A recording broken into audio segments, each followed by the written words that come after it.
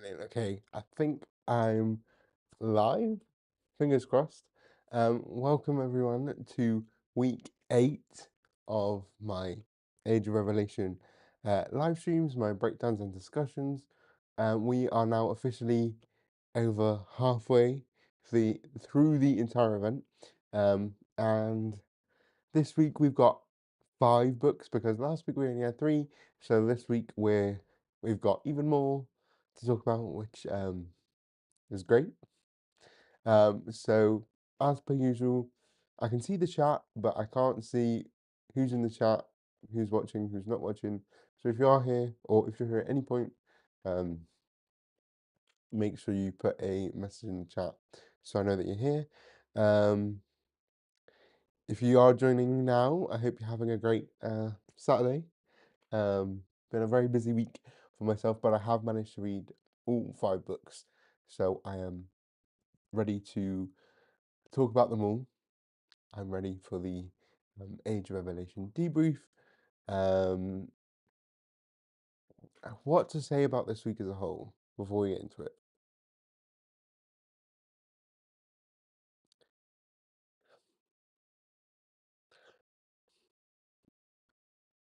I'm going to say the one word to describe this week: roller coaster. Good and bad. So that's how I'm feeling about this week. But as I get into it more, you'll see why I feel that way. But I might as well just get started. So, without further ado, spoilers. And again, if you're watching this live or if you're watching this back on the replay, let me know your thoughts about the books, if you've read them or if you're just hearing about them through me, what you feel about Age of Revelation as a whole, etc., etc. Just let me know your thoughts. It's always better when there's a conversation going on, and it's not just me talking to myself. But with that being said, let's get into it. So the first book of the week is a book that was probably delayed from last week, which is Unbreakable X-Men issue 2 by Gail Simone, and not by Lucas Werneck as issue 1 was, but instead by C.F. Fuller. And there are a few other artists as well who are drawing individual pages. Unfortunately, I have not memorized their names, but there are a bunch of other artists here. All your work was great. So trying to think, where did we leave Unbreakable X-Men issue 1? So, in Unbreakable X-Men, Rogue is dead because Galactus, like 7 years into the generation, Galactus turned up at Haven House, which is the home of the Uncanny X-Men, and was like, and wanted Chelsea, or aka Dome, to be his next herald. And so Rogue decided to sacrifice herself and absorb Galactus, which in essence killed him, but also killed her.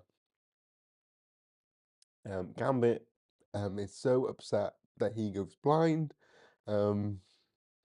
I know Temper and Ransom are together and they have a baby.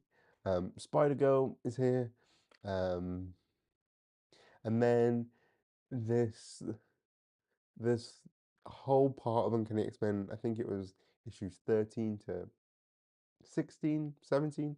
The whole Penumbra, like, dark artery thing where there was actually a secret hidden underworld thing led by this like demonic spirit person called something. It's mentioned again in this book. She was like this spirit that would torture people who were mean to mutants, and then it turned out this woman from the like 1800s, Lady Henrietta, became the guardian of it to prevent it from being unleashed on the world, what have you. And then at the end of the issue, she turns back up and goes, "Oh, by the way, she's super strong now, so she's going to unleash waves of zombies or what have you." And that is exactly what happened. And so there were zombies at the end of the first issue. And that's pretty much it. So getting into the second issue, as we see, there are a bunch of zombies, um, and Gambit is fighting them. As I said, he's blind. We've also seen him meet up with Storm in Nigeria. I don't know what happens first, whether it's this or that. I'm gonna have a think about that. When the books come to an end, I'll have a think about that and see where that all ends up. But anyway, they're fighting zombies, yada yada yada. There's Storm's grave behind. It's got Unbreakable on it. Oh my god, it's the title of the book. Um, and here we see that Shuvaruk has risen again. This demonic creature. So that's like the entity that's being held underneath in this dark place. It's also that's also been tormenting all these humans for being mean to mutants in the past. Yeah. Um, and she's been released and has gone down to Galactus. This is Husk, which is in the ocean. But really, they realize as well that she's got so much rage for all the hatred mutants have experienced that it's gonna basically just maybe end the world.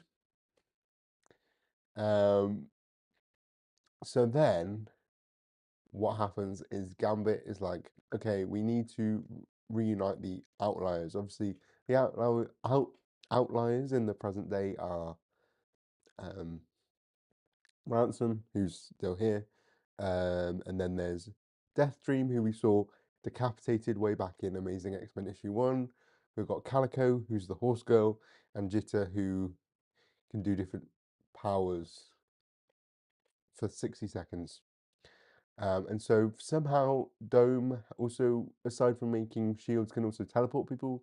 So she teleports them to the different locations to reunite the Outliers. Somehow Gambit is in China and he meets the dragon um, Sadurang.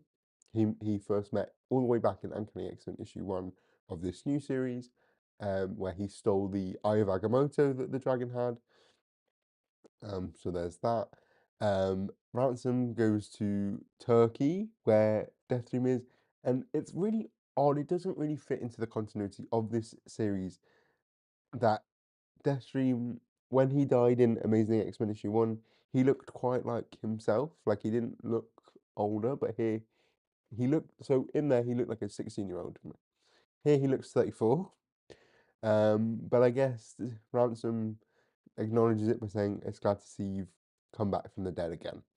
So even though that seemed like a very final death for him, his whole thing is about being alive and dead. So I'll just accept it. Okay, so Deathstream is no longer dead. Da da da da. We also then go to Antarctica, where Jitter is.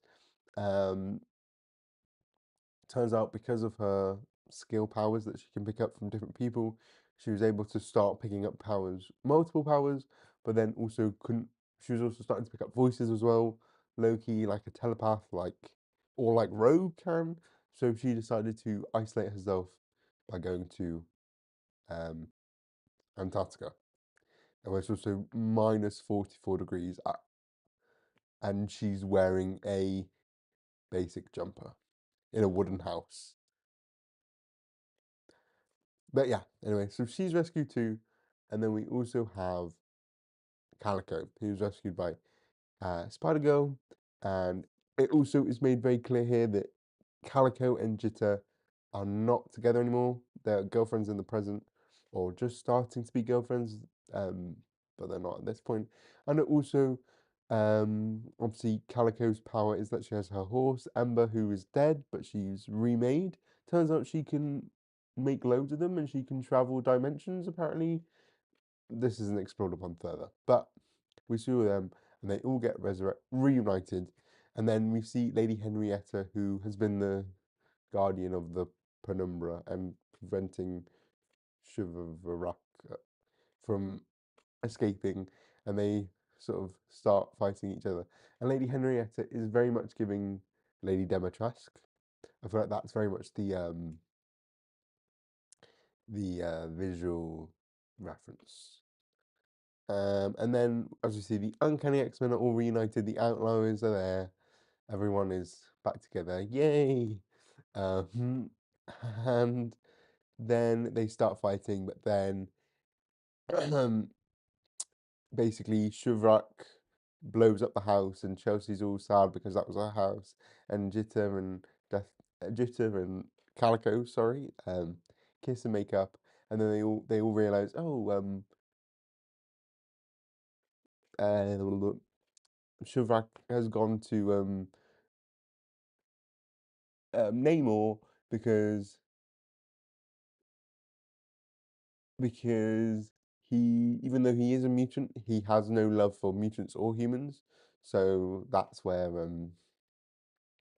Shivrak has gone to next. And so as we assumed in issue 3, um,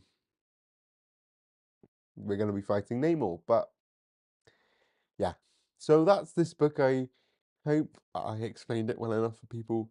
It's kind of a bit all over the place. It's also really not Age of Revelation relevant at all. We don't even get a single mention about Doug, Revelation, the X virus, anything like that. It's completely just like its own separate future thing, which is like fine, but it just feels like this is like a different story that's just had the Age of Revelation label like stuck onto it.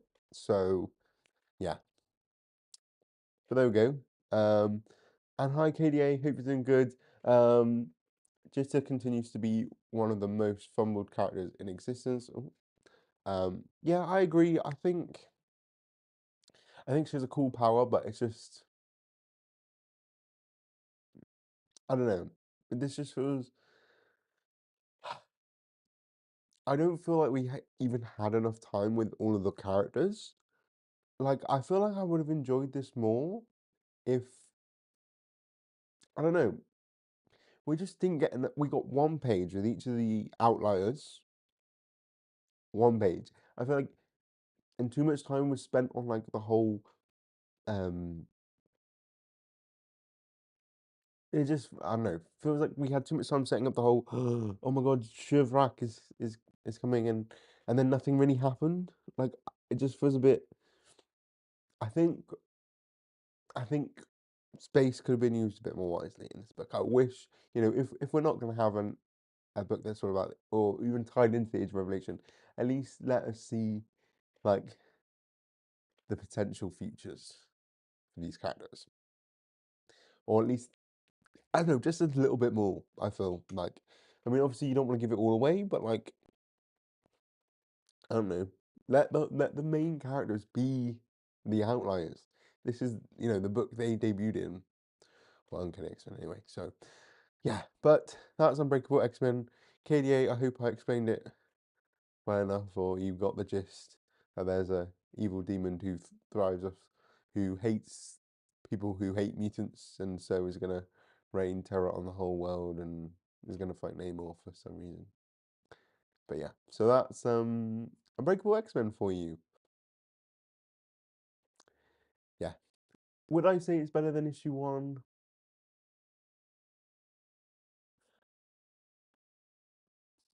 It's tough because it doesn't. I have issues with it, but then I think the characterization is okay. Like, I did enjoy seeing the Outliers, but we also lost Lucas Wenegart, and as I was saying, I've always said in previous weeks, I think I think art really is important.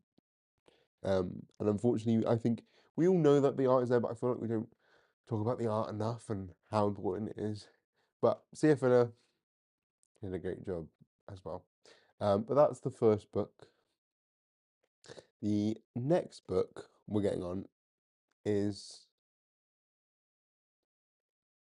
the X-Men Book of Revelation, issue 2, by Jed MacKay with art by Netho Diaz.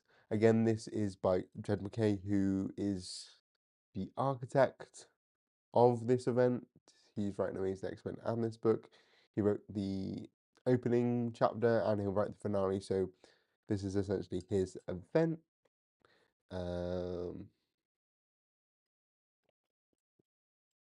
Right. So okay, hold on. So what happened in the last issue? Obviously, this new child, Elbecca, has become one of Revelation's newest choristers. Now, choristers are mutants who can boost other powers because Revelation loves a good power boost because he just wants more power to control the world. And obviously, he has his Dune voice, and so he loves to have all the power in the world. So he's got all these um, power boosters. One of them got murdered, so in comes Elbecca. And then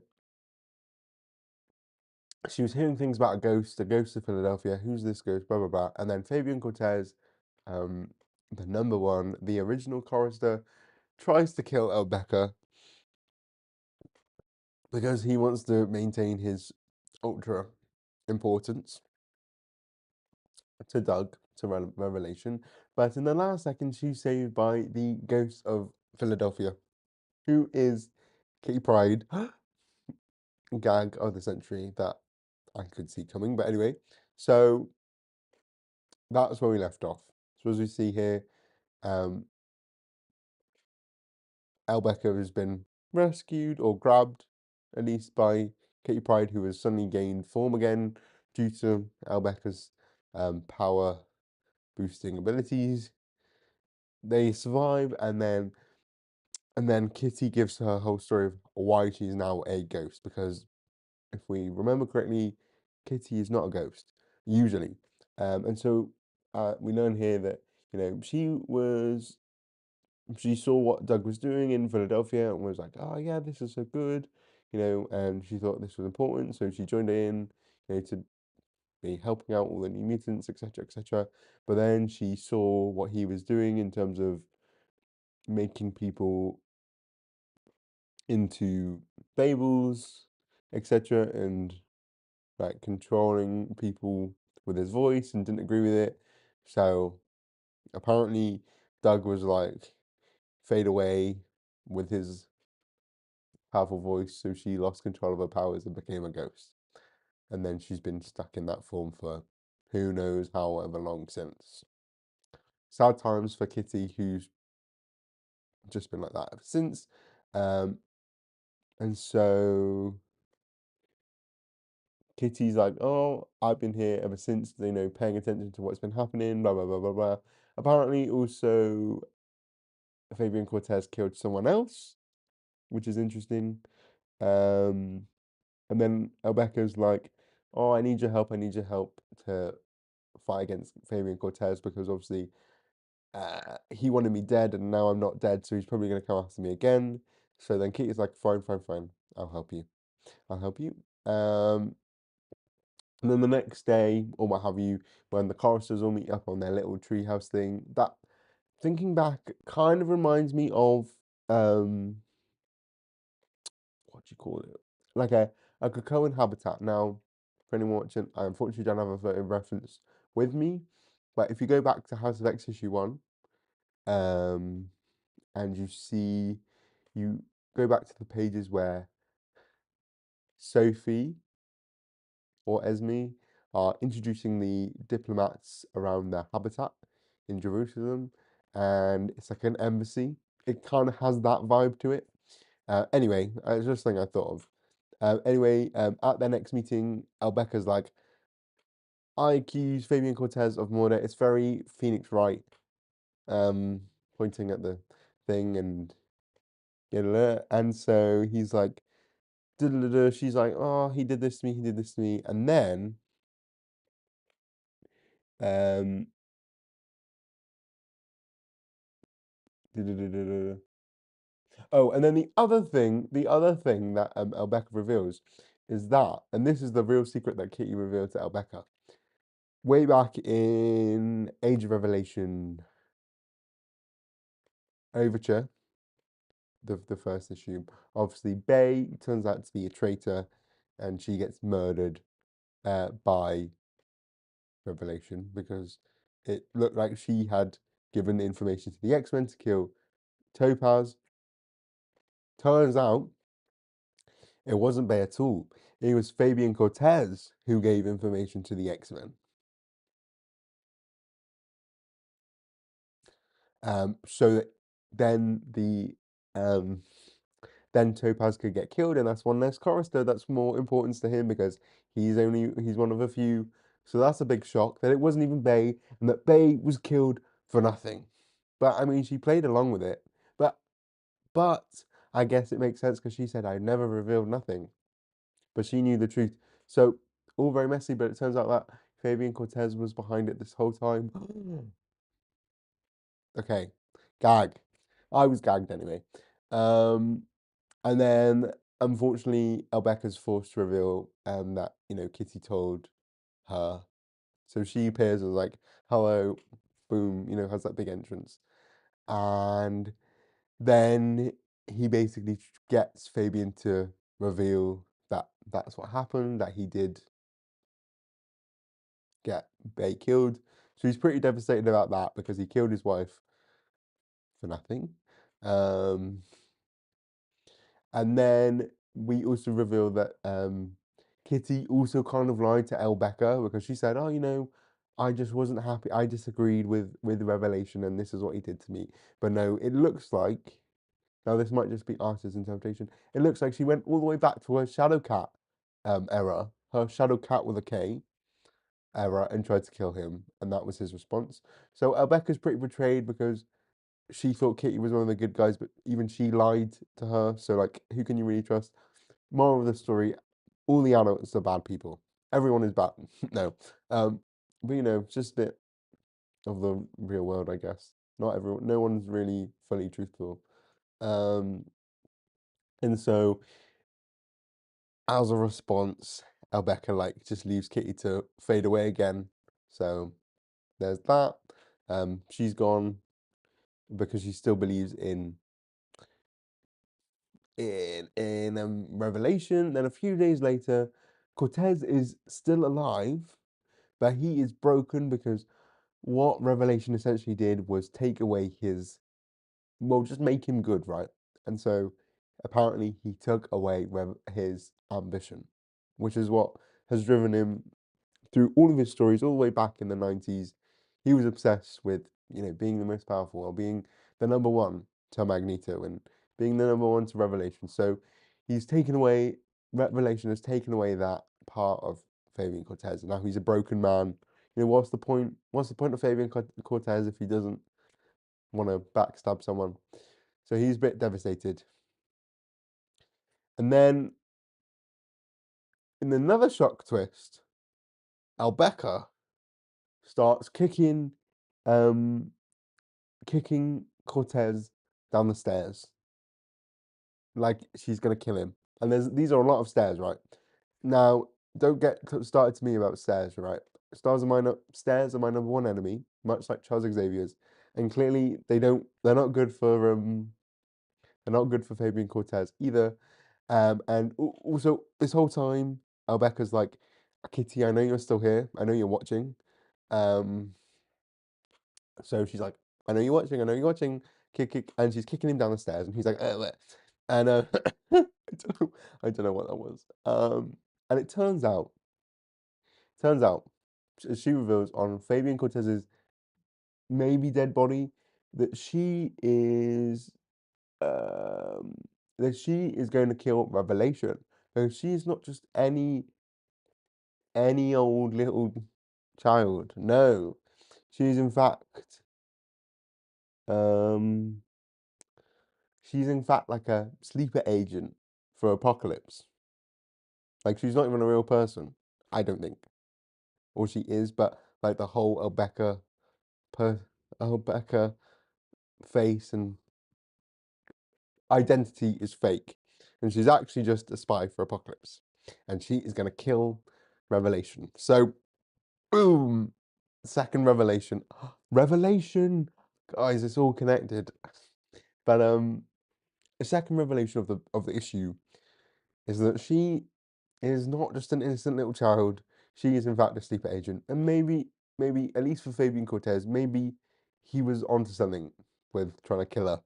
Bad vibes and all that. I mean, I don't think she has bad vibes because obviously Fabian Cortez is bad. But yeah. So what have we learned this issue? Uh, that Bay was innocent, free Bay, but she's dead now, so we can't. And also that Albeca is a fake sleeper agent for Apocalypse. Oh, how the turns have tabled. The this is like, I guess, is this like not to be not to be going into place of Star Wars because I don't really know Star Wars like that. But is this like Darth, the one with the cloak, the Emperor, Palpatine? Is this like Palpatine creating? It turns out that Rey is a clone of, like, Rey is a there's a dark Rey or like a sleeper Rey, or I don't know. It's kind of giving that. I don't know, but there you go. That's the gag. Well, well, Kanye. I mean, first of all, no one give a fuck about. Well, yeah, I don't care about Cortez. Uh, well, I think he's good as like like he's good for this in terms of he does something bad and then he gets beaten up. You know, he's just one of those people that he's never going to be the good guy. You know what I mean? He's just a good villain that you can root against. So there's that. Now, Apocalypse chose him. Why would he need sleep agents? Well, KDA, it's because Revelation isn't doing what Apocalypse wanted him to do. He's gone rogue, right? As in the first issue, when Death turned up and was like, yo, we don't agree with what you're doing here. So that's really why it is, because Revelation's gone rogue. He did the X virus, and as we also know, he wants to end the world somehow. So this is he's going against Apocalypse's teachings, and even way back in the short story in which is in my first live stream, so I don't think you were here for that one. But in the World of Revelation one shot, there was a story written by Al Ewing, who obviously wrote X-Men Red, and basically it was Charles Xavier on Araco delivering the message to Apocalypse about what. Oh, because he knows, and also he knows what Revelation's plan is now because Bay told him through a message, a telepathic message, like he plans to destroy everything, and obviously Apocalypse is like survival of the fittest, but he doesn't mean kill everything, right? Um, so yeah, and he also said, "Oh, I wish if I'd have chosen Richter, this wouldn't have happened." So he regrets choosing Doug at this point. So I think that's why. But yeah, so we should rename this. Well, I was gonna say we should rename this book the Book of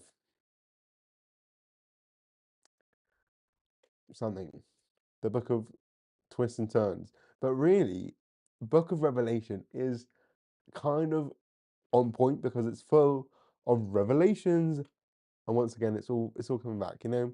So yeah, yeah. And again, these twists got me. See, the Kitty Pryde one didn't really shock me, but these got me.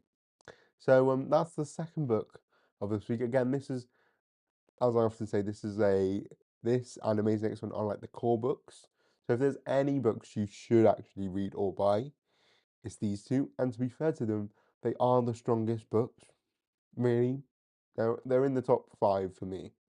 So if you are going to spend money for Age of Revelation, spend it. But that's the end of Book of Revelation. So little child sleep age, and the thing is as well, actually, just on a side note, like she is blue. Maybe she's like another apocalypse. Maybe she's another Genesis, like a Genesis as in Kid Apocalypse. But who knows? I don't know what it means. But like they said, oh, like this was a whole Albeca Voss was like a whole identity created. So who knows? but I'm sure we'll see more. And I'm assuming Kitty will be back as well. I hope so anyway. But that's Book of Revelation for you. So, two done. We're at the third book now. We're at the halfway point. We're on to Omega Kids. So, Omega Kids is written by Tony Fleeks with art by Andre Genole, if I pronounce that right. If you're watching, Andre, I do apologize if I've mispronounced.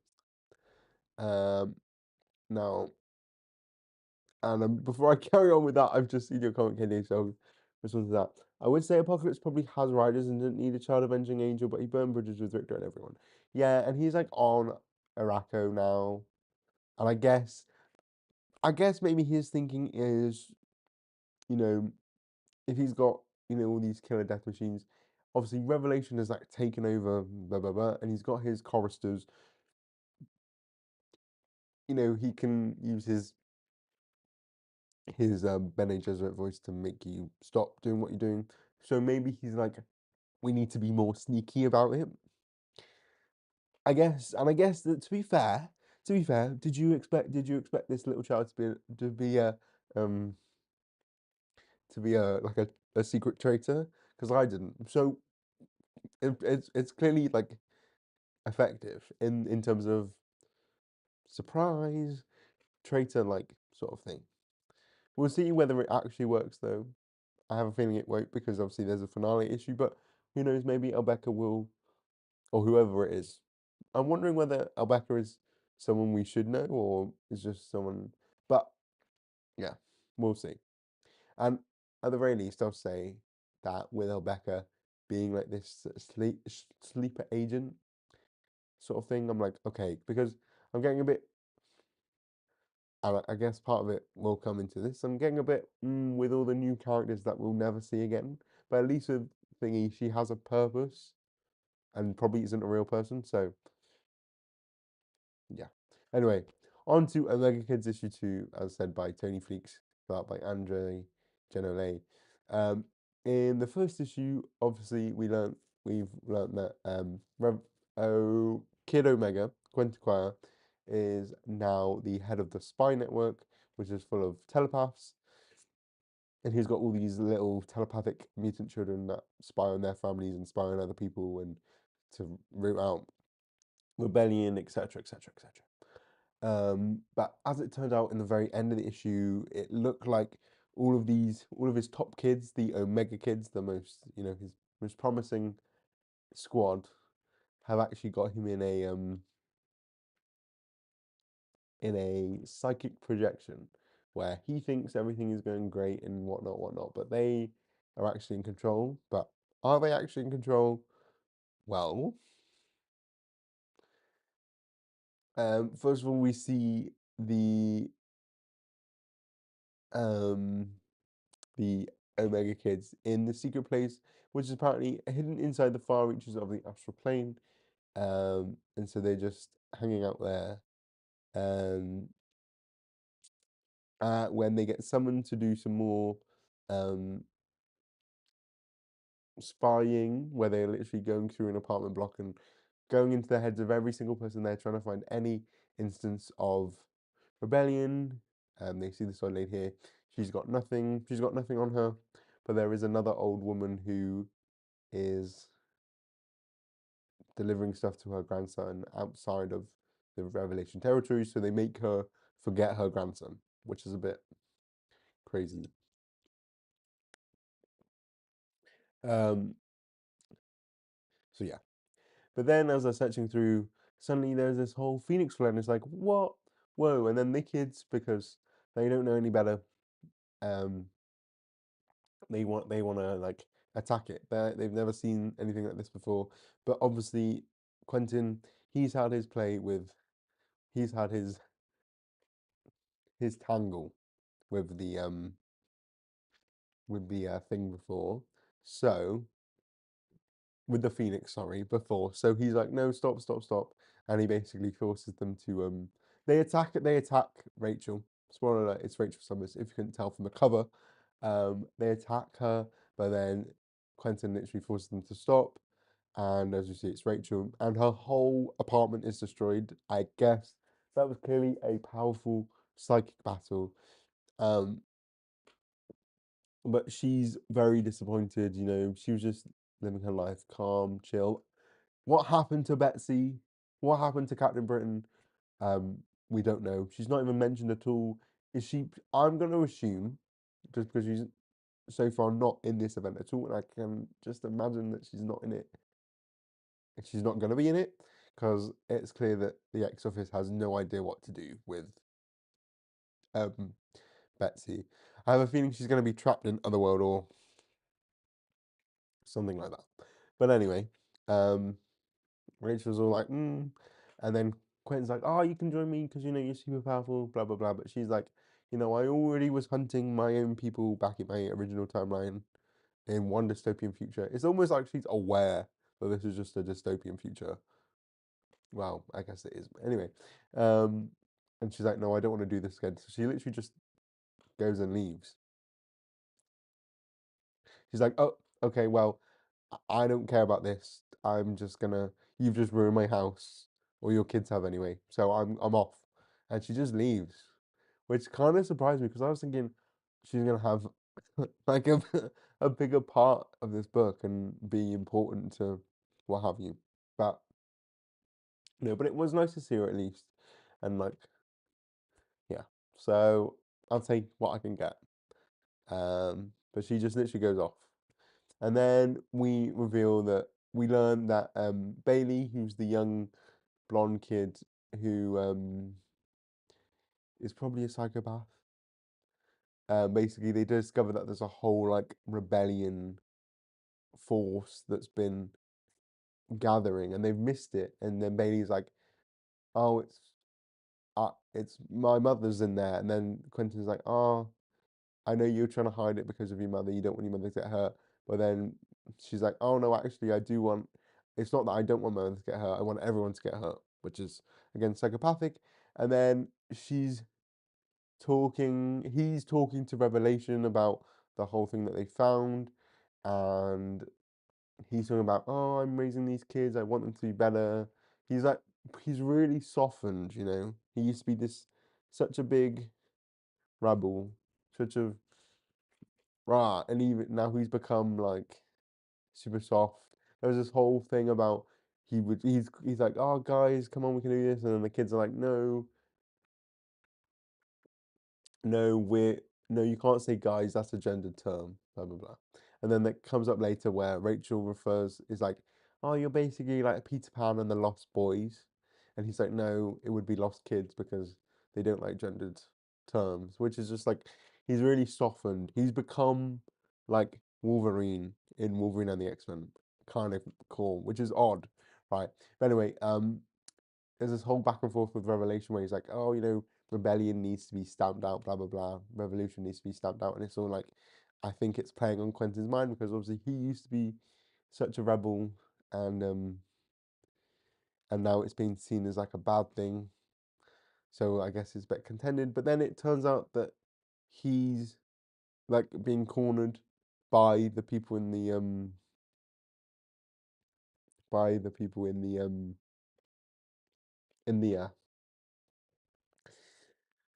oh, in the revolution group. Sorry, I just lost my train of thought there. And um yeah. And but then it's not also clear whether he knows that that's true. Oh, I've clocked it. I just clocked it now, right here. So he's talking to them.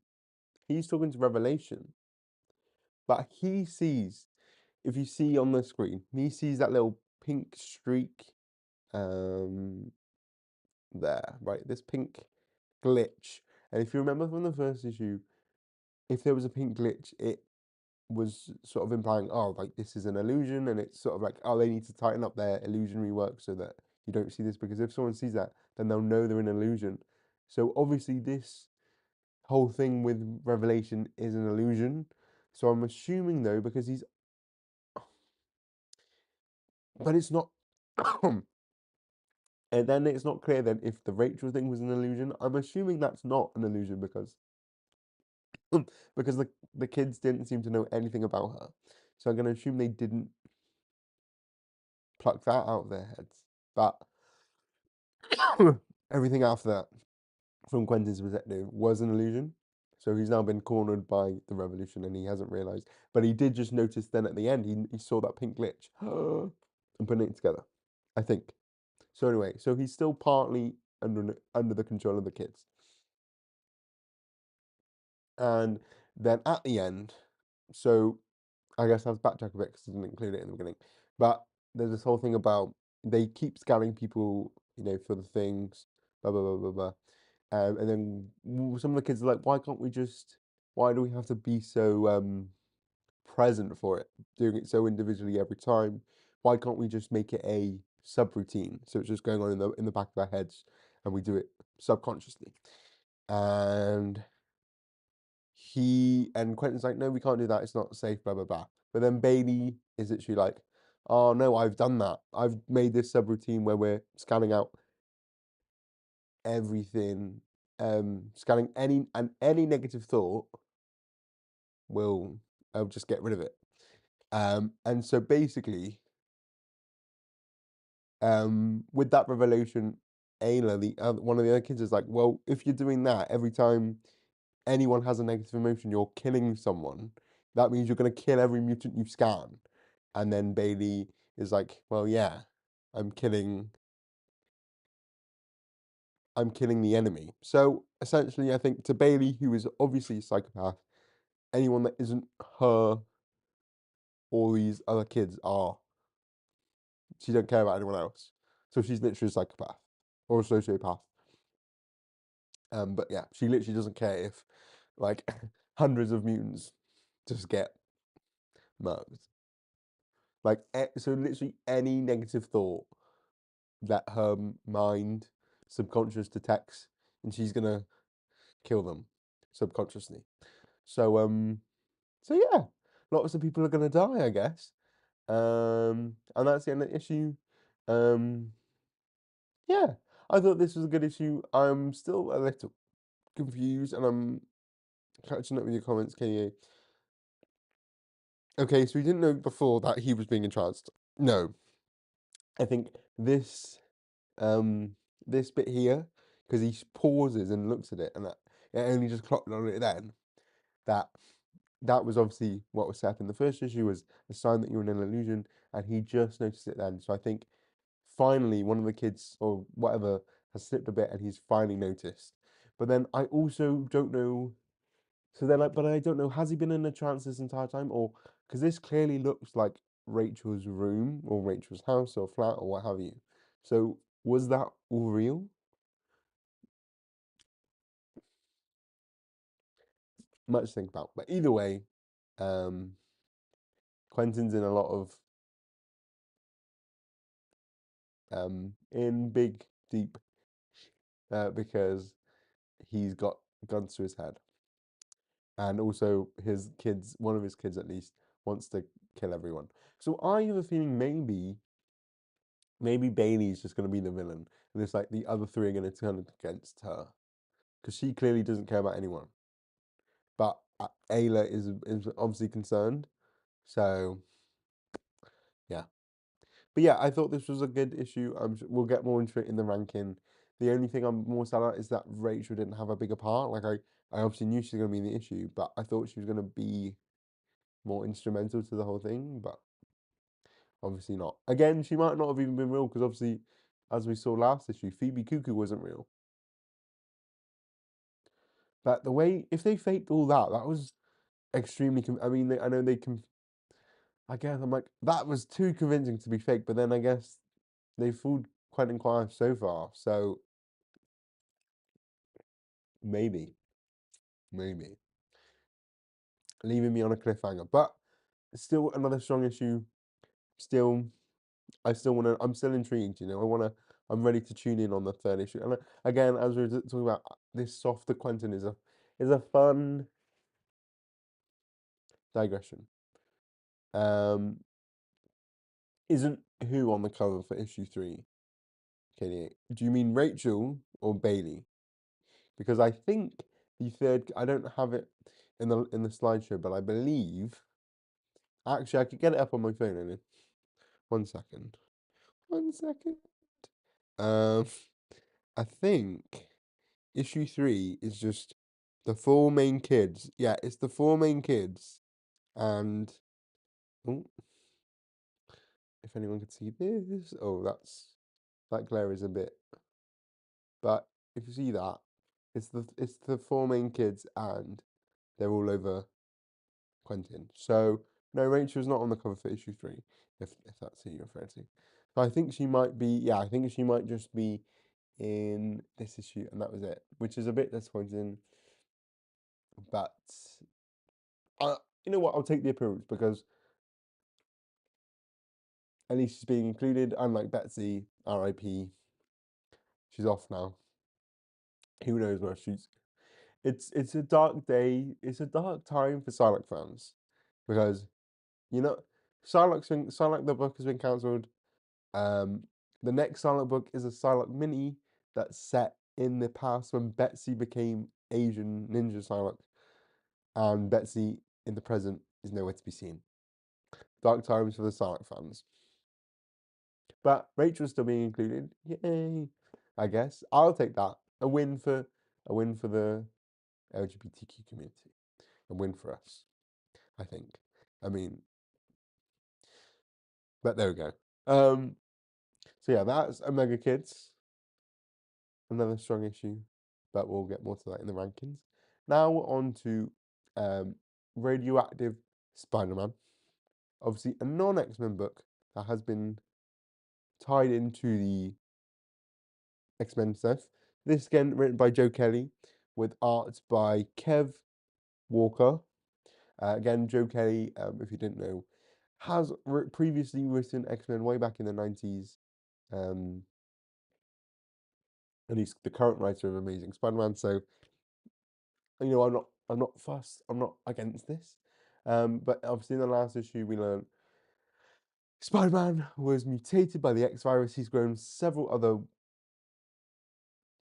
other arms, but he's also, his body's like unstable and falling apart, so he's getting dosed with radiation to keep him alive. He's also dating Cecilia Reyes, Dr. Cecilia Reyes, who can create force fields, and was also in that New Mutants movie. Ooh, kind of.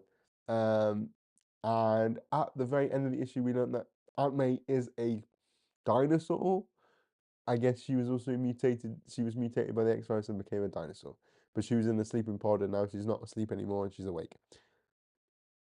So we essentially open the issue with seeing Revelation Day, which happened, I guess, 10 years ago. I'm assuming, it's not very clear, but I'm assuming this is when the X-virus hit New York. So obviously it hit Philadelphia first, but I guess it spread up north. I don't know how long it took. I'm still trying to. Again, I'm planning on doing that video all about the I'm doing a chronological timeline of all the events of the Age of Revelation. Still trying to figure out what exactly Revelation Day is, but hopefully I will figure that out before I make that video. And obviously he's saving people, and then around at this point he obviously gets mutated, but and it's a nightmare, and he goes to see his Aunt May, and this must have been when Aunt May became a dinosaur creature. But he's having a nightmare. Okay. And he also says MJ no, which gives you a little hint as what happened to Mary Jane in this future.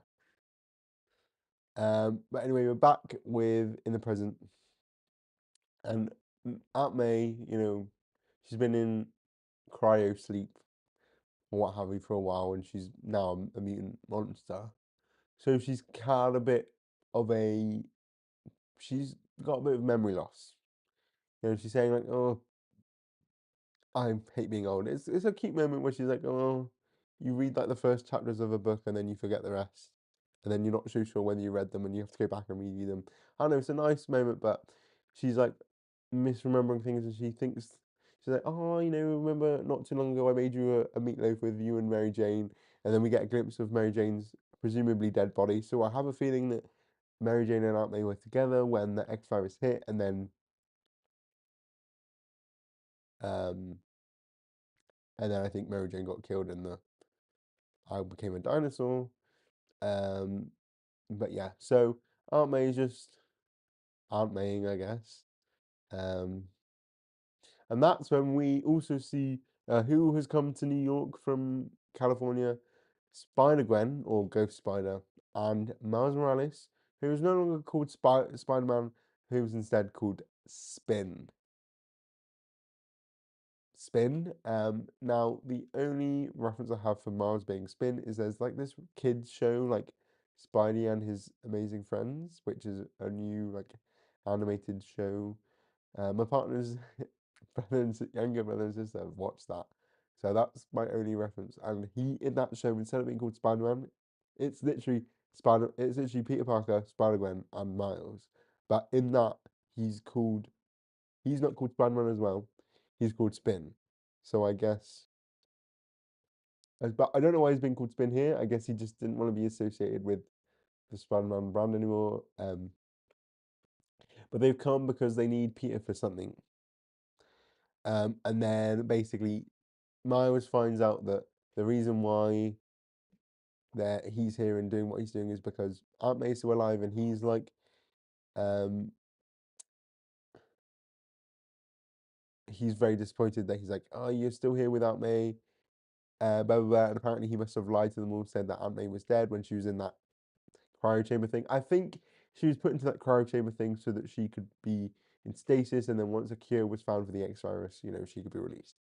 So Miles is very sad, well, very angry about that because I think all of his family is dead. R.I.P. to the Morales family. Um, so they fight, but then Spider-Gwen's like, "Yo, we've come all this way because we need you for something, but we don't actually know what that is." Um, but then but then Gwen and Miles, I'm not calling him Spin. It feels disrespectful, you know. And yeah, Um, okay, yeah, Spin having nothing to do with his powers so random. Yeah, I don't understand why I can kind of understand why they didn't call him Spider-Man in that show if they think, oh, these 3-year-old kids are gonna get confused, but also they have different powers. They have different suits. I don't know. Like, they could have just come up with a better name because Spin just feels wrong. Ghost Spider fits him better and Spin fits her better since she's got those ballerina slippers and does gymnast moves. Right? Exactly. Like, I don't get it. I really hope then, I don't understand why they're doing this here, but I really hope it's not them trying to soft launch him becoming Spin in the future. That, in like the present, that would be disappointing. Anyway, so they've come here to be like, you've got to do this one thing for us in California, what have you. Also, just want to point out here, there is a little moment where Cecilia and Miles speak Spanish to each other, which I think is a fun nod because they both have Puerto Rican heritage, or um. So I believe um Cecilia has Puerto Rican heritage. So I thought that was a nice little nod that they just speak Spanish to each other. Um, it's the little things. Um, etc. So then all that, and then oh, but then because obviously Gwen's there as well, and this Gwen, I guess for people that don't know, this is the Gwen Stacy from the Ghost Spider universe. So like Earth 65, where she became Spider Woman instead of Peter Parker, and he became the Lizard. So like the one from the movies, and she's the original Ghost Spider from the comics as well. But in the recent comics, she came to the 616 universe and then used a cosmic cube to insert herself into the universe. So she is Gwen Stacy out and proud, and her dad is still alive, but she's also not the Gwen Stacy who's dead. Don't ask me how that works. I don't know. But Spider-Man is not my forte, but she just used some cosmic cube stuff to give herself a life in the 616. Obviously, though, the main Gwen Stacy is still dead, and Aunt May sees her face and is like, "Isn't Gwen Stacy dead? Isn't Gwen Stacy dead? You're dead. You're dead. You're dead." And it panics her so much that she becomes her mutant power is unlocked again.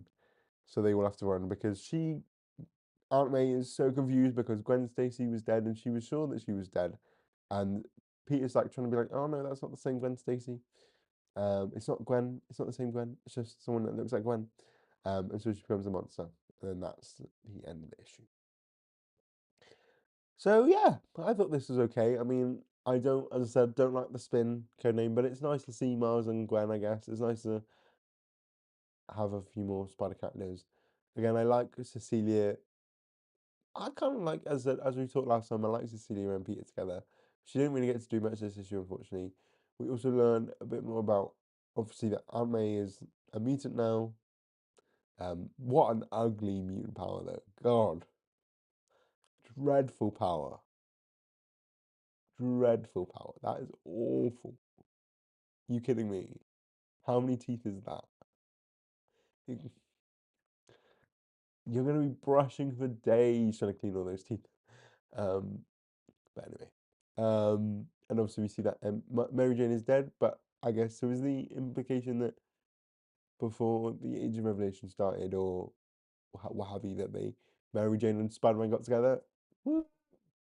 Um,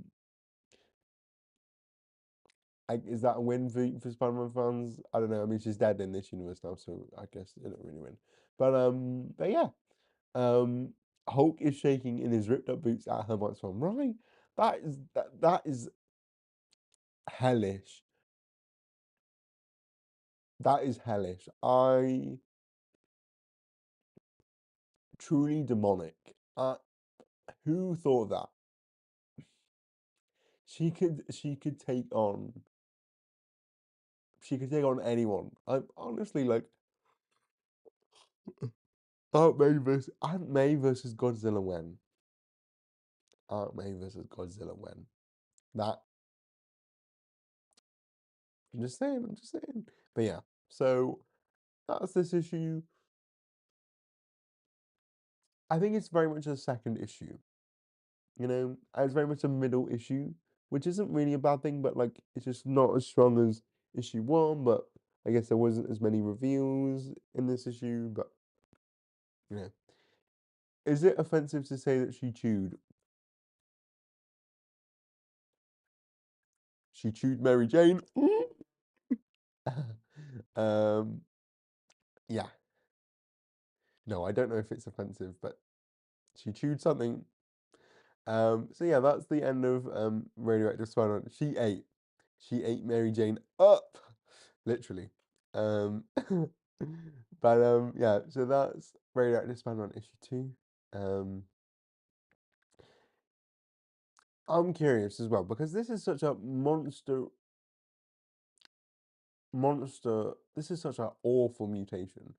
What for people in the audience, so Katie and anyone else that's here, or if you're watching in the replay, what is the worst mutation that you could think of having?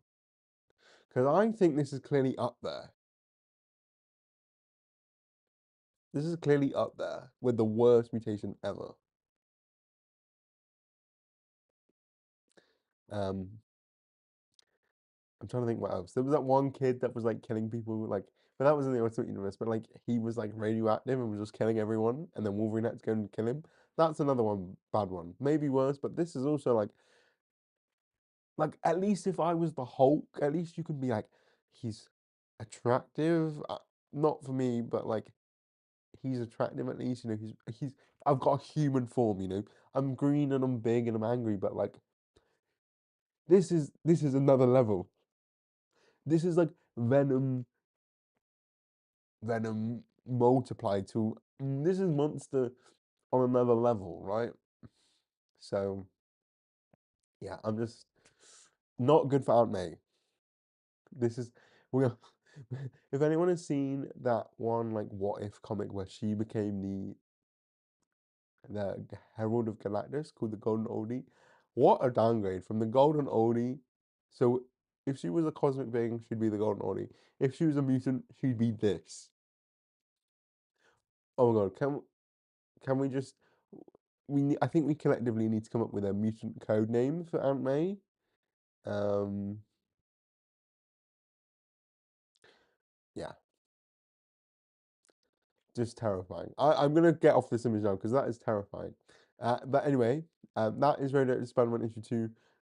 I should stop delaying and let's get to the final issue of the week, which is The Last Wolverine issue 2, by Saladin Ahmed and Edgar Salazar.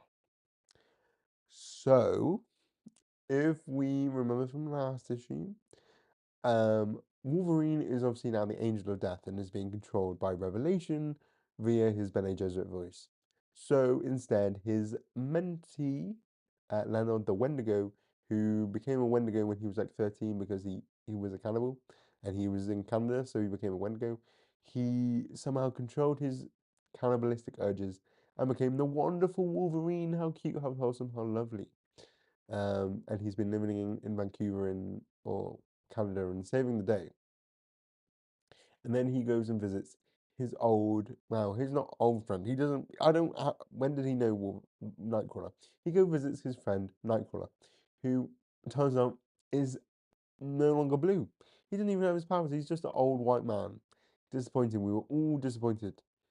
Um, and he's married to that woman he saved in Uncanny X-Men, this new volume. Where is Amanda Sefton? Where is his foster sister? But um, but yes. So turns out he's married to her and blah blah blah. And then he goes back to his apartment and then Heather Hudson, um, who is formerly Vindicator, former leader of um Alpha Flight, turns up in his apartment and is like, we need to go save my husband. Okay? Now, for reference,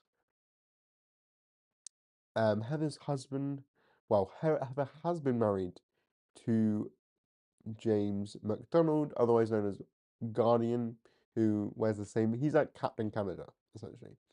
Um, but oh, wrong thing.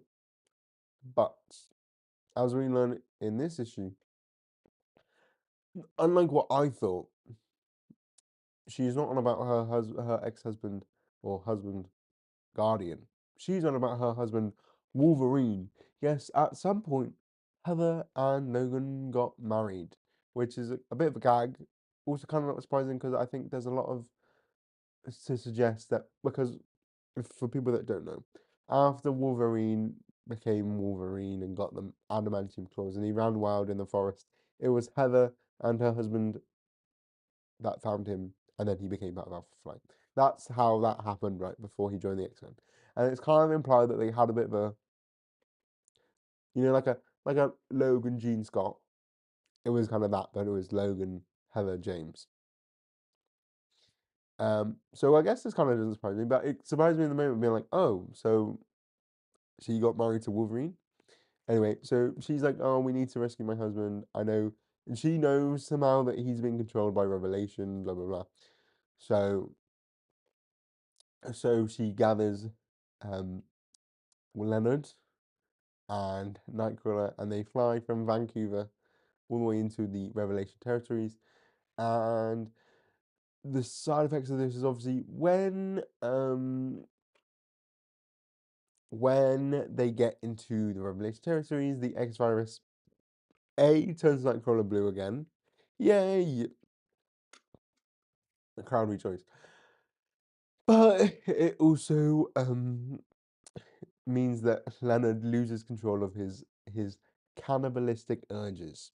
So he starts wanting to eat, and he's hungry and hungry, hungry, and he's struggling with that. Then they crash, and Nightcrawler is able to teleport again. Also, it's so freaky, can I just say, to see him with the grey temples. I thought this would make him better, but he's also just, I'm just not a fan of this, the way he's drawn. He should be a zaddy, but he's not. It's just doing nothing, unfortunately. But there we go. So yeah, he teleports them out, and then he can teleport. He literally teleports them across. Oh, not yet. They come across the Wolverine villain Cyber, who was previously shown up in the Wolverine volume that this is from. He's like a Wolverine villain with like adamantium arms or adamantine arms, if that was happening in the main in the. I'm not gonna lie, haven't really caught up with Wolverine. Can't really remember much, so forgive me, Wolverine stands. But anyway, he's super strong and he's got adamantium body parts.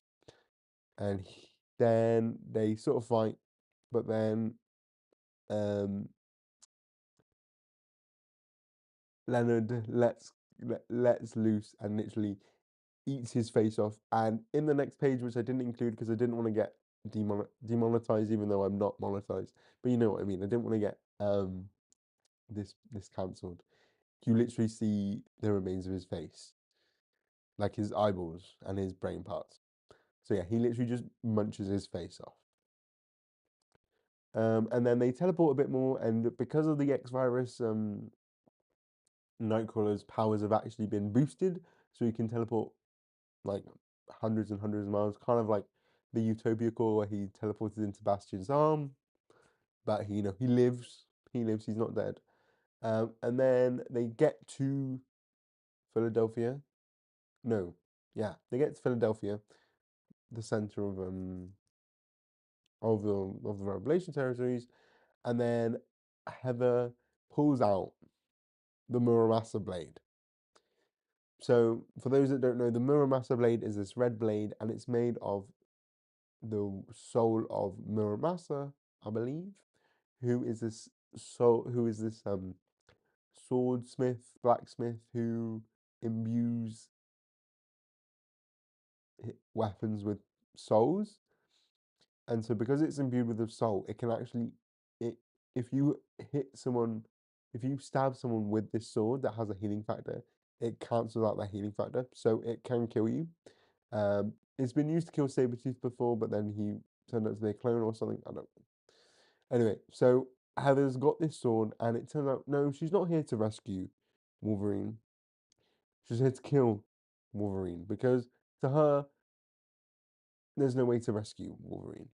He's been through enough, and she's like, you know what? I gotta just put him down. And yeah, that's the end of the issue. Um,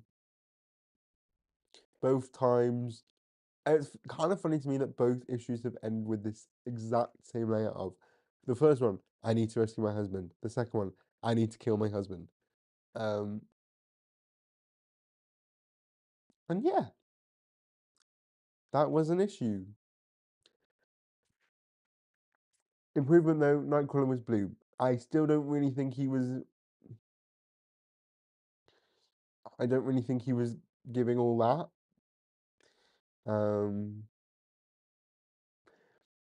But it feels less painful, less offensive, you know. So yeah, so that was the last Wolverine issue 2.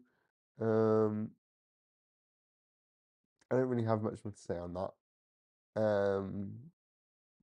So with that, let's get to the ranking. Unless anyone else has any more comments on the books they would like to share. Um, if you do, let me know.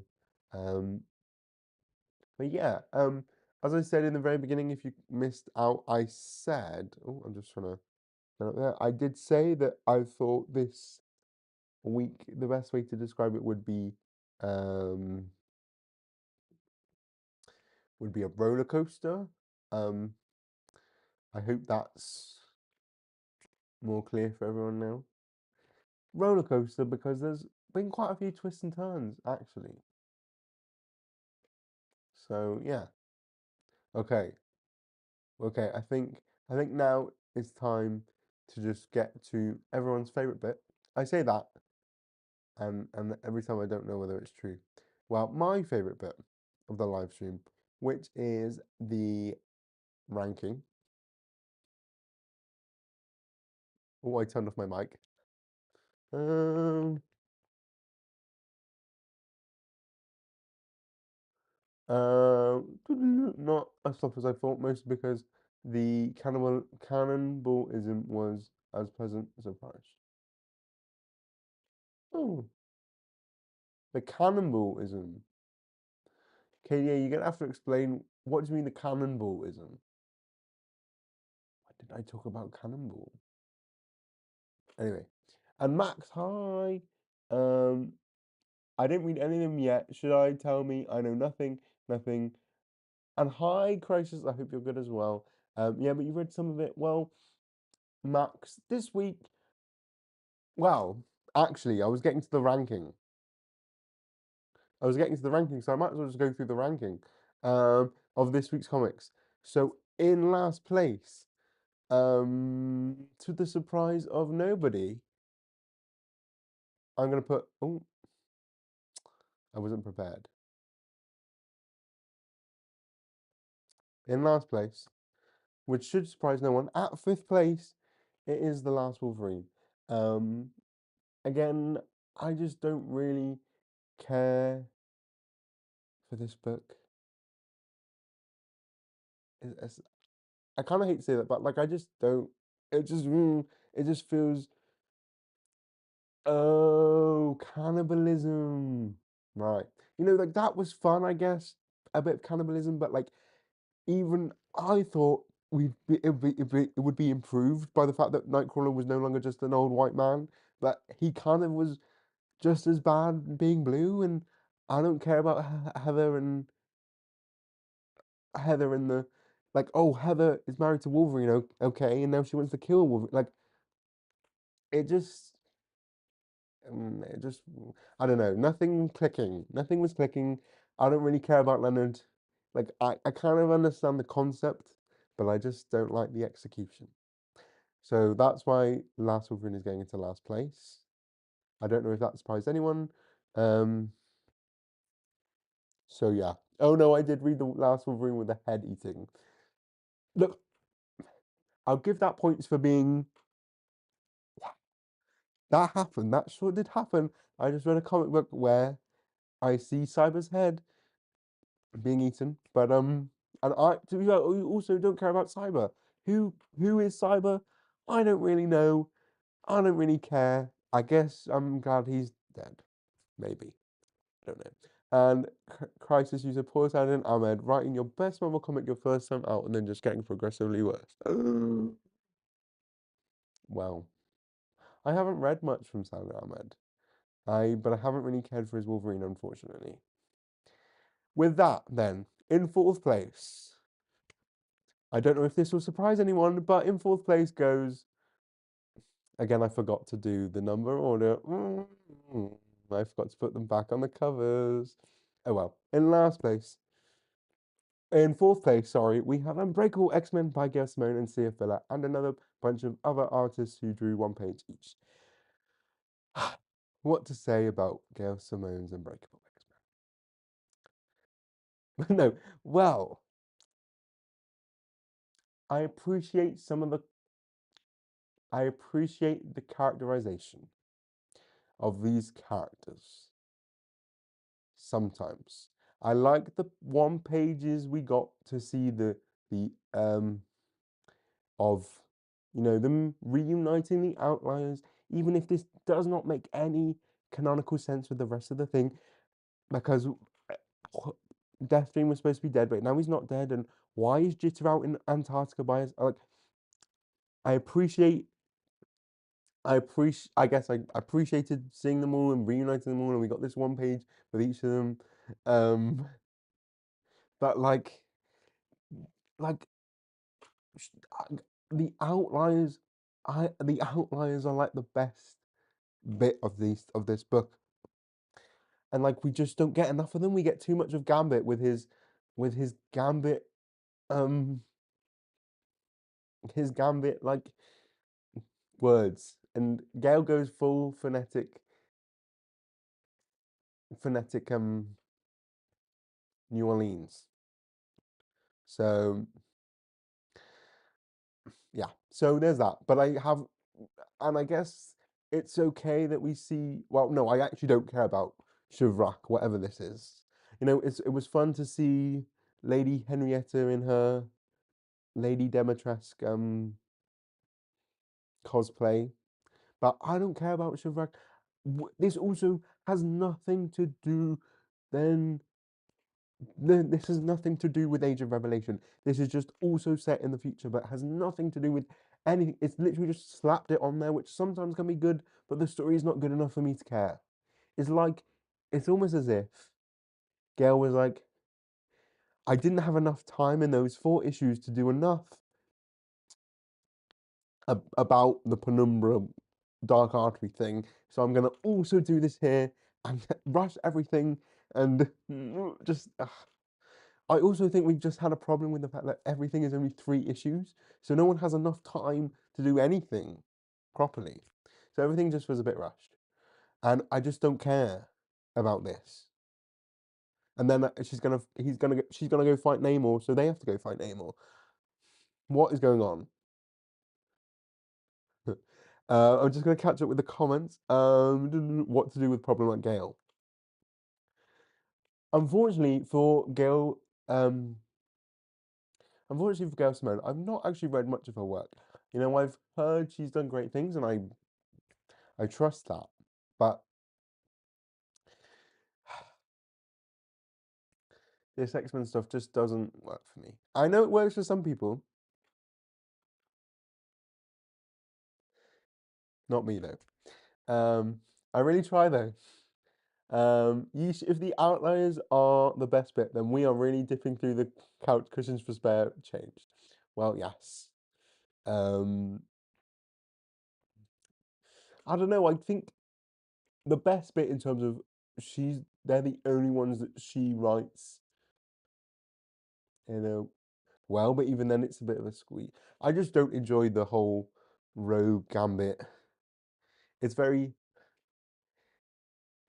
I mm, I just don't enjoy most of the ways that the main team have been characterized.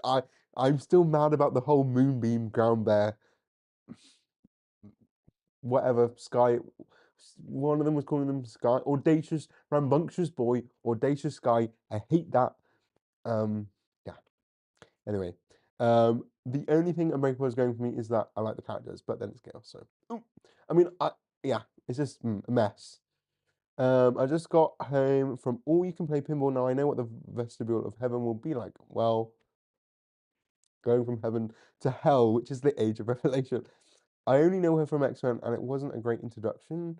I trust that she is great work elsewhere, but not here. Yeah. Okay, I haven't read the other books. They're better, apparently. Sweet, something to look forward to. Yes. Okay, so enough of Unbreakable X-Men.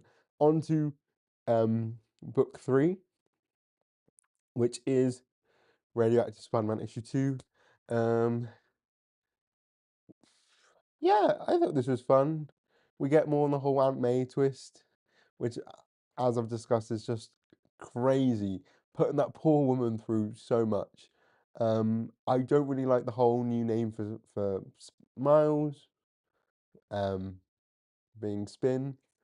Let's not bring that from that kid show, please. He can just be Spider-Man. Um, but I don't mind it. Cecilia unfortunately was just there. She wasn't really part of it. And we also find out what happened to Mary Jane. So yeah, but it was okay. It wasn't terrible. It was just that, but there were worse books, there are better books. This is just in the middle part. And I think Joe writes a good Spider-Man. I think he has some love for Cecilia anyway, and I'll always appreciate that. So that goes into number 3. So into number 2, we have. Ooh, now this is where it gets tough. I'm gonna say in number 2, we have Omega Kids issue 2. Again, we get some further exploration of the whole cliffhanger of issue 1. We get some more on that. I think we get some more. We get some more discussion on, well, more exploration of some of the new characters, particularly Bailey. And even though we're never going to see these new characters again after this event. She's particularly interesting. Rachel is in this issue, but she's probably not the weakest part. But I just wish she was actually involved a bit more. But then with the whole cliffhanger of issue 1, was she really there? Who knows? But yeah, I thought this issue was really strong, and it actually involves the Age of Revelation and tells a story about Quentin Quire. And I don't actually really care about Quentin Quire that much, but I enjoy this. I actually, I actually like this new, like, softer, more caring Quentin. Obviously, this is just the future, and this is not him in the present. But it's interesting to see and how he clashes with Revelation because of how he used to view the world and how Revelation views the world now. And I think that's interesting. Tony Fleeks has interesting things to say. Again, this is actually a book set in the Age of Revelation, involves the Age of Revelation, unlike some books, Unbreakable X-Men, where, yeah, but this actually involves it. I think the one downside is that Rachel was on the book, was on the cover, and she didn't deliver in the way I'd hoped. But maybe that's my fault for just hoping for more. But yeah, but still a very strong second place. So then in the first place, for the second time in a row, I don't know if we should be surprised. I think it also has an unfair advantage because it is a cool book. We have the Book of Revelation, issue 2. Now, Max, if you haven't read this issue, yeah, I'm not gonna go into detail on the twists and the turns, but I was twisted and I was turned, and um, I was I was surprised. I was gagged in the moment and then thought, oh, that makes sense. And let's just say that there are some reveals in this book that, well, one reveal in this book that goes, oh, and it plays back into things that have already happened, and another one which is like, oh, and it's just a complete twist, but it's also a nice, what I'm not going to say that because that's too much of a complete spoil. But let's just say it's a fun play on the from the first issue. Um, a fun, yeah. I would just, yeah, just when you read the second issue, I would compare it to the first and be like, oh, what an interesting, yeah. But I think this is the strongest book. Again, this is I think again, McKay has a bit of an unfair advantage because he is the architect. His books are important to the story, and he's good at writing the X-Men when he tries, and is probably not being held down by editorial things potentially. But no, but I think, yeah, interesting. Um, and I think his Fabian Cortez is good. He does a good Fabian Cortez. Um, and as usual, Fabian Cortez is someone that he's easy to root against, and he writes that well. Honestly, from the stuff I've read so far, I found the McKay stuff to be very good and entertaining. Yes, he continues that streak. Um, who knows? It may all fail in the finale. To be fair, I'm pretty. I've seen this said elsewhere, but it does feel like this Age of Revelation could easily have been um like a 6-issue arc with just if you put the Amazing X-Men and the Book of Revelation stuff together, literally could have been that. All the other stuff is literally just not necessary, which is sometimes fine, but also 14 books are unnecessary is kind of unnecessary. Not that I haven't enjoyed some other books, and obviously we'll be discussing those in future live streams. But there we go. I think McKay has the juice to make up a universe all of his own, and we've never really seen him do that before. Not everyone is capable of that sort of thing. Yeah, I think it's an interesting premise. I just feel like obviously because it's spread out along the 16 titles, I feel like it's unfortunately a bit diluted because we have so many things to choose, so many different books that are in this universe, and yet half of them don't care about it really. But yeah, but no, I thought this was a strong book. Not let me down yet. So my number one for this week is Book of Revelation issue 2. Um, I guess if you at all care for Age of Revelation, this and Amazing X-Men are the books you need to read, and everything else is just there. I mean, there are some fun things. Um, we're really just at the very start of his career still, which is wild. I mean, yeah, I don't. Yeah, his Doctor Strange and his Moon Knight, I've heard are really good. His Avengers has been fun. I think his, I think his X-Men has been stronger than his Avengers. I feel, but maybe that's just the bias talking. But I think he's done good stuff. I think sometimes he might. I think it's just the editorial things are sometimes holds him back.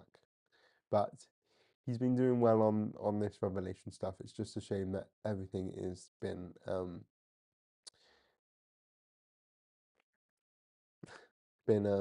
diluted with all the other books. But there we go. That's week 8 of Age of Revelation. Only 6 more weeks to go. Oh my gosh. 6 weeks to go. Because the finale issue comes out on the 31st of December, the very last day of the year, and then we can be done with the Age of Revelation with the From the Ashes, and we can go into the shadows of tomorrow. Yay! Said no one ever. But yeah, so there we go. Um, if anyone has any other thoughts about Age of Revelation Crisis, I know you aren't reading it. I think that's probably for the best. Um, yeah.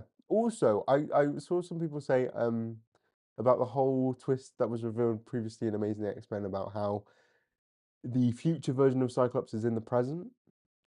That would be such a more interesting story than what we're getting. But anyway, have you reacted to that new e-viewing book announcement yet on this video? I have not. Not enough. Yes, I guess I should. Woo! So there's a new X-Men book coming in March by e-viewing.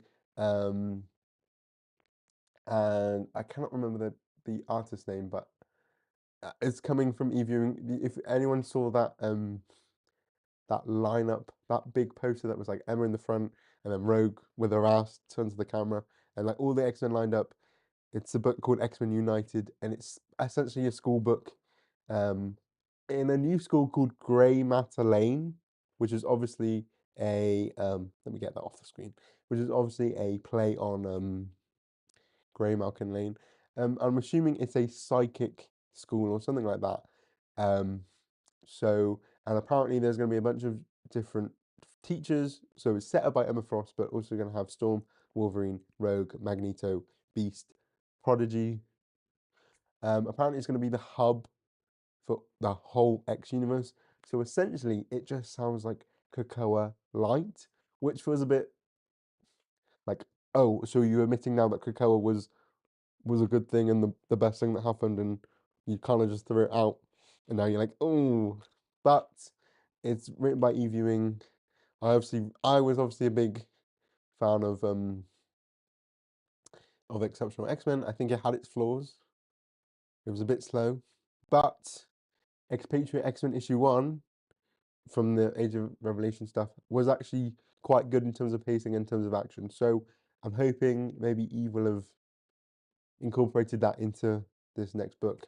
But it also seems kind of a bit like Justice League Unlimited, where it's just going to could be anyone rather than having a main cast. But I don't know. I'm just intrigued. I will be tuning in. I think Eve really excels with character work in a way that other writers does not do not. Um, so I'm interested to see.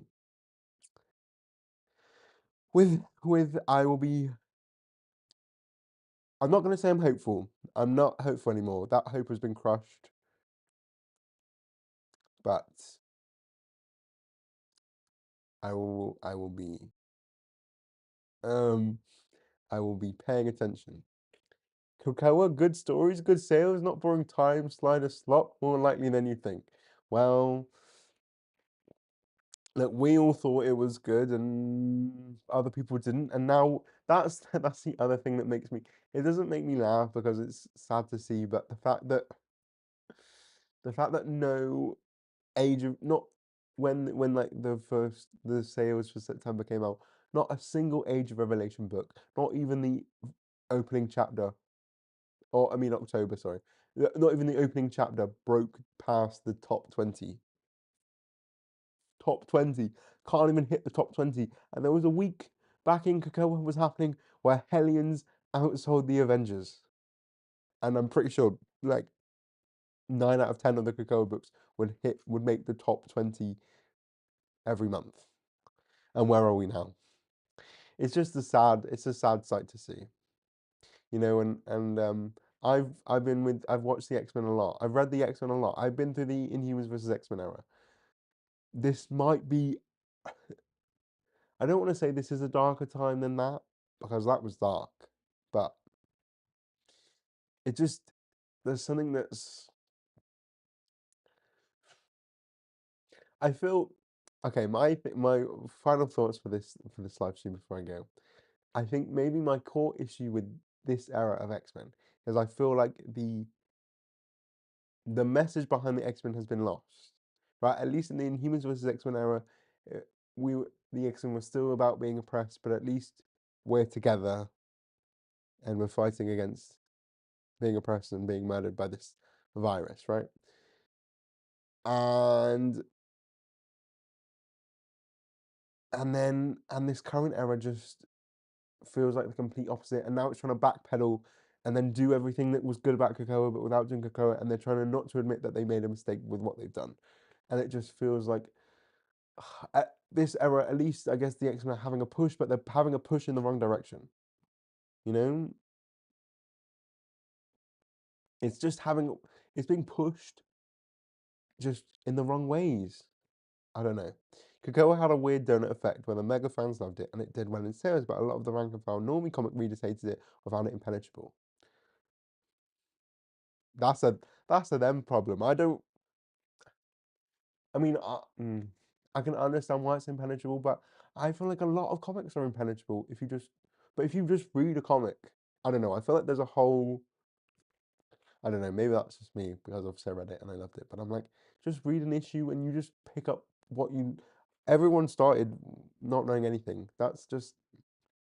I don't know. I agree. I agree, Chris. I'm just like I don't get the whole. It was impenetrable. Mutants lived on an island and they were happy. I don't. Anyway, what are your predictions for next week? How do you think you will rank them? Are there any books next week? I haven't looked at, or maybe they will start to give up. Next week, we're back to full normal schedule. Expatriate, X-Men, Cloak and Dagger, Undeadpool, and X-Avengers. I really enjoyed Expatriate 1, so I'm hoping Expatriate 2 for continues that trend, but it's the second issues and yes, second issues that I've hit or miss. Cloak and Dagger was alright as well. X-Avengers. Why is Danny Moonstar Captain America? And Undeadpool, I didn't hate the first issue, but it wasn't really my favorite, so we'll see. But they're still going, unfortunately. We've still got another, as I said, another 6 weeks. I'll be here every week. So make sure you tune in. And Chris's final comment: where is this era is the donut hole? Totally aimed at mainstream normies. Nothing nothing complex. Not very queer coded. Not a huge seller, right? But I think the thing is, I think one of the reasons why Koa did so well is because it was just fresh and new and exciting. Much like, I mean, obviously, spoiler alert. I wasn't even born when Grant Morrison's new X-Men run started. I was born a few months into it. But judging from obviously reading things beforehand and reading the manifesto, it was all about making things brand new, etc., making it fresh. And it did that. And it worked. And I don't understand this constant thing of, oh, we need to go back to nostalgia because it never it's like a bubble. It's like the AI bubble, right? Nostalgia is like a bubble. You think it's going to do great, or you're told it's going to do amazing things, and then one day it will burst because it can't hold up anything by itself. Nostalgia is literally like the AI bubble, right? And and it really only sustains things for so long, and we've seen that already. So I just think I just always think people should be trying to make new things because that's what gets people excited. New, fresh things. Like we're all like, oh yeah. Sometimes I can understand. Sometimes I'm like nostalgic for something, but like at the end of the day, if it's new and exciting, people will tune in. So I don't understand why that's so difficult. Again, I'm not a writer, but or an editor, but that would be my manifesto as an editor. Make it fresh and new and something different and exciting and not depressing and sad and not interesting. Um, and I don't mean sorry, I don't mean to turn you all to dust. But yes, I I am I am a 2001 child baby. So I'm not young. And on that note, I'm gonna leave it here. Thank you all for tuning in. I hope you have enjoyed this live stream more than you have enjoyed the Age of Revelation so far. I mean, not that that's a really high bar, but you know, I've got to have relative goals, you know, realistic goals even. But again, I hope you enjoyed this live stream. Make sure you tune in again next week. Probably again, it will probably be Saturday, I think. I'll have to check my time. But and we'll talk all about that next week. And yeah, thank you all for tuning in, and I will speak to you again next week. And KJ, I've seen your final comment, so this will be the last thing. So you don't think bringing back Betsy Silent will be as well received as Conan? Who could have guessed? Not me. Again, I don't know why we're going back to that moment in her history. We could have literally had a book about a a, a, a retroactive book about Canon as a ninja with Elektra.